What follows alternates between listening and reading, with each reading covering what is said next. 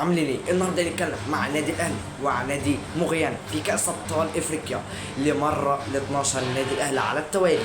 النادي الاهلي المصري هيتلعب على استاد القاهره الدولي، وان شاء الله النادي الاهلي المصري يكسب 3-0 ان شاء الله رب العالمين. زي المره اللي فاتت كسب 3-0، ان شاء الله يكسب نفس النتيجه ونفس الاهداف.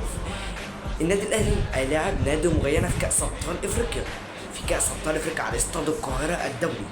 النادي الاهلي المصري تحقق كذا اهداف، تحقق كذا بطوله في افريقيا، 26 بطوله افريقيه.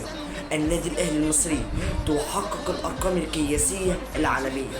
النادي الاهلي يلعب يوم 21 الساعه 7 مساء على قناه، بس اول قناه عشان تسمعها اعمل لايك، سبسكرايب، فعل الفيديو، فعل الاشتراك، فعل الجرس، فعل كل الاشتراكات، فعل الجرس، فعل التيك توك، ويلا بسرعه.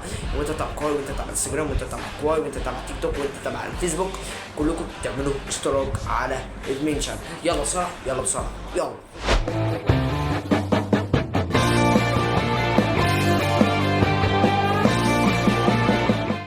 لعب نادي مغيان في كأس أبطال إفريقيا للمرة 12 على التوالي.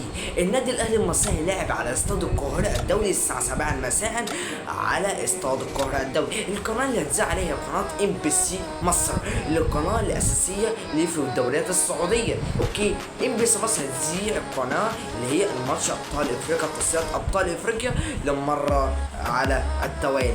النادي الأهلي المصري هيلعب على قناة MBC مصر وبين سبورت، MBC مصر وبين سبورت، MBC مصر وبين سبورت. MBC مصر مش MBC 2، MBC 2 اللي هتذاع على كأس أبطال، كأس سوبر الإفريقي النادي الأهلي مع نادي الزمالك. أو MBC مصر 1، MBC مصر 1 هتذيع النادي الأهلي في كأس أبطال إفريقيا إن شاء الله رب العالمين. يعني عايز أفهمكم بس كلمتين بسم الله. الدوري العام النهارده نزلت بوست على الانستجرام وعلى الانستا والتويتر وعلى الفيسبوك. يعني نزلت كده اعلان، نزلت مش قصدي اعلان، نزلت بوست كتبت فيه ان الدوري المصري المعين المحترفين النظام الجديد 2025. واحد كاتب لي بيقول لي النظام الجديد ازاي واحنا لسه السنه لسه ما خلصتش. اقول لك يا معلم، انا هوريك الصور وهوريك اللي هم لسه اصلا عامل النهارده مجتمع النهارده. انا بس برد عليك عشان انت فاهم. انا عارف انت مشروع على اليوتيوب، وعارف انت من اقوى مني، وعارف انت عندك كميه متابعين على اليوتيوب، وعارف مين، بس ما ينفعش اذكر اسمه، ما ينفعش اذكر اسمه، ماشي؟ هو اللاعب ده عشان بس افهمك، الدوري المصري هيتلعب بنظام بشركه المانيه. الشركه الالمانيه الدوري المصري العام هيتعمل بالدوري زي الدوري الاماراتي. عارف الدوري الاماراتي دلوقتي بقى كبر بسم الله ما شاء الله، دلوقتي زي يعني مركز ثالث دلوقتي في العرب. يعني دلوقتي عايزين ننافس في اوروبا، عايزين ننافس المملكه العربيه السعوديه. شركه زي ما قلت لكم، الشركه طلعت احنا هنجيب لعيبه من بره وهتقعد معانا لكذا موسم، هتجيب لعيبه للدوري المصري. الشركه الالمانيه هتجيب لعيبه من الدوري المصري واوروبا ومن اسيا ومن امريكا الجنوبيه وامريكا الشماليه، لعيبه يخلوا الدوري العام صعب. يعني ممكن بص انا مش عايز اذكر اسمهم، لا زي شركه الالمانيه شركه مع المملكه العربيه السعوديه، قالت لهم كذا مش كذا. لا، مصر دلوقتي معاهم شركه المانيه وهتجيب لهم لعيبه من اوروبا وهتقعد معاهم 4 مواسم، وهتحط اعلاناتهم على قناتهم، وهتحط اعلانات على تيشيرتات منتخب مصر وعلى الدوري العام كله. على الدوري العام كله اللي هيشارك في الدوري هيتحط عليه شركات الاعلانات، وكمان قناه اون ترانسبورت هتتحط على شركه الاعلانات. شركه نظامها 99% شركه الالمانيه. الشركه الالمانيه هتنظم لك الدوري للعام للاول. او ازاي هخليك الدوري العام للاول من اعلى فاينات في العالم. هيخلي الدوري المصري بتاعك هيتلعب في بيس 2025 ان شاء الله رب العالمين. الدوري المصري كان موجود في لعبه بيس، لا بس في فيفا، في اي اف سي في 25. الدوري المصري ممكن ان شاء شاء الله كمان شهرين وهتنزل اللعبه، كمان شهرين وهتنزل لعبه EFC فالنادي الاهلي عشان مشاركه كاس العالم الانديه ومشاركه بطوله كاس ابطال افريقيا عشان هيتلعب في EFC. خلاص ما نتكلم مع الموضوع بقى كبير. الشركه الالمانيه ده موضوع صعب لازم اكلمك عليه. لازم يعني الشركه الالمانيه من حاجه الشركه في العالم دي منظمه شركه دوري الاسباني. الدوري الاسباني شركته عاليه. البطوله رسمتها هي كده. الاهلي هياخد البطوله دي، هياخدها امتى وهيستلم البطوله دي امتى؟ درع الدوري المصري هيستلم 21 في مباراه مغيانه الساعه 10 مساء. هيستلم الدوري وكل اللعيبه هتلبس الميداليات وهتتلبس وكل احتفال عالي جدا، والجماهير كتيره هتملى الاستاد اصلا عشان تشوف الدوري الجديد. اوكي عايزين نشوف الدوري عم عمر الجديد، ممكن اوريكم صورته دلوقتي بس صورته حلوه جدا من احسن من الدوري القديم. لا صورته جامد جدا الصراحه. شركه الالمان نظمت الدوري، نظمت شكل الدوري صراحه. شكل الدوري جميل جدا وعجبني جدا الصراحه. بس الاهلي بجد هياخد الدوري نفس النظام ده. هو ده على طول الدوري المصري معين اسمه الدوري المصري معين، او اسم مش السنه اسمه دوري المصري المحلي، لا اسمه الدوري المصري 9 المحترفين. اسمه 9 المحترفين. بس كده بقى خلصنا الدوري العام.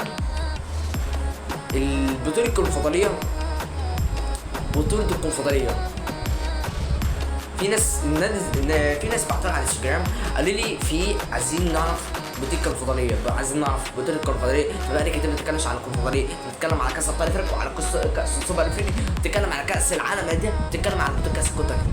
بس يا جماعه الكونفدرالية هي من نفس النظام بتاع كاس ابطال افريقيا. اقول لك يا معلم النظام الجديد كاس الكونفدرالية عشان بس اريحك. بس نظام الكونفدرالية هي من اعلى الكونفدراليات في افريقيا، وبرضه كاس ابطال افريقيا من اعلى البطولات في افريقيا. النادي الاهلي المصري ماشي. مين بقى الملك الكونفدرالية؟ مين احسن نادي في الكونفدرالية؟ اقول لك يا معلم نادي الزمالك المصري. نادي الزمالك المصري محقق بطولتين كونفدرالية، هو احسن نادي في الكونفدرالية هو. والنادي الاهلي المصري محقق كام كونفدرالية؟ محقق كونفدرالية واحدة.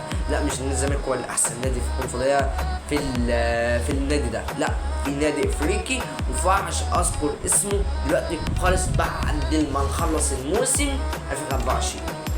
اوكي الفاينات اللي هي السرانبي، الفاينات 3 فاينال ثرو فاينال دي لازم عندنا فاينال 3 ده اهم حاجه في الدوري العام. لازم اهم حاجه في الدوري العام لازم عندنا حاجه اسمها فاينال 1 فاينال 3 فاينال 2 فاينال 3 فاينال 5 فاينال 6 فاينال 5 فاينال 4 فاينال، يعني كذا فاينات بالنسبه لك انت بقى اهم حاجه.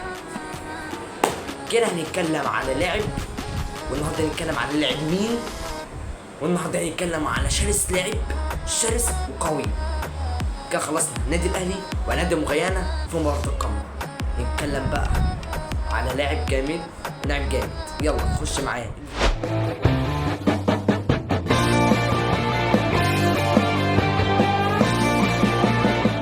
مصطفى شوبير طبعا كلنا عارفين مصطفى شوبير، كلكم عارفين طبعا مصطفى شوبير من احسن حراسات افريقيا ان شاء الله رب العالمين. كمان يومين كمان شهر وهنعلن على الجائزات الافريقيه. مين احسن نادي؟ النادي الاهلي المصري. مين احسن دفاع محمد عبد المنعم. مين احسن حارس؟ مصطفى شوبير. مين احسن هجوم هو اسامه ابو علي. مين احسن جاب جريفت؟ هو رامي ربيعه. مين احسن دفاع شمال؟ في هنا جام ممكن اقول لك زوسو فاينجينز.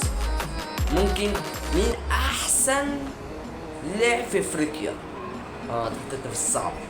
لاعب ولا حارس؟ اقول لك اللاعب هو لاعب من نادي ترجي التونسي. اخيرا جم عندكم لاعب احسن. اوكي لاعب اسمه عبد الله فتح الله يوسف رمضان من احسن في افريقيا. ماشي مين بقى اللي احسن حارس مرمى على التوالي السنه دي في افريقيا؟ هو ممكن مصطفى شوبير، هو ايوه وش مصطفى شوبير. مين احسن كابتن في افريقيا للسنه دي؟ اقول لك مايسترو الكوره. مايسترو الكوره هيبقى يشارك باحسن كابتن في افريقيا، باحسن كابتن في دوري مصر العام. كده خلصنا الفيديو، كده خلصنا فيديوهاتنا الجميلة، وكده خلصنا حكايتنا مع الشعب الكرة القدمية. معكم عمر الأهلي مع كرة القدم من الدوري المصري والدوري التونسي ودوري الأسباني ودوري روشن السعودي. كده خلصنا كده خلصنا فيديو، كده خلصنا فيديو النهارده بتاعنا. واعمل لايك، سبسكرايب، وفعل الفيديو، وفعل الاشتراك، وفعل الجرس. يلا سلام.